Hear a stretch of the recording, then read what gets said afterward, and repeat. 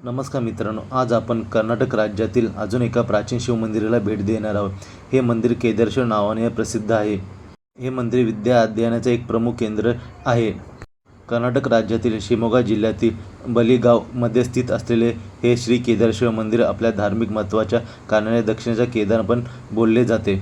बलिगाव कल्याणी चालुक्य राज्याच्या काळात 11व्या आणि 12व्या शतकात महत्त्वाचे शहर होते, जे की विद्येच्या केंद्राने पूर्णपणे भरलेले आहे।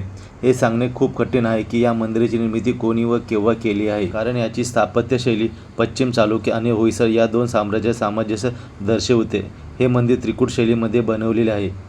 मंदिराच्या पश्चिम आणि दक्षिण गर्भगृहामध्ये शिवलिंग आहे, तर उत्तरमध्ये असलेल्या गर्भगृहामध्ये भगवान विष्णूची मूर्ती बघायला मिळते। इतिहासकारांच्या मते दक्षिणेकडील शिवलिंग हे भगवान ब्रह्माचे प्रतिनिधित्व करते आणि मंदिर त्रिदेवाचे मिलन प्रतिनिधित्व करते। केदारेश्वर असेच नवनवीन व्हिडिओ बघण्यासाठी पेजला फॉलो आणि चॅनलला सबस्क्राईब करा।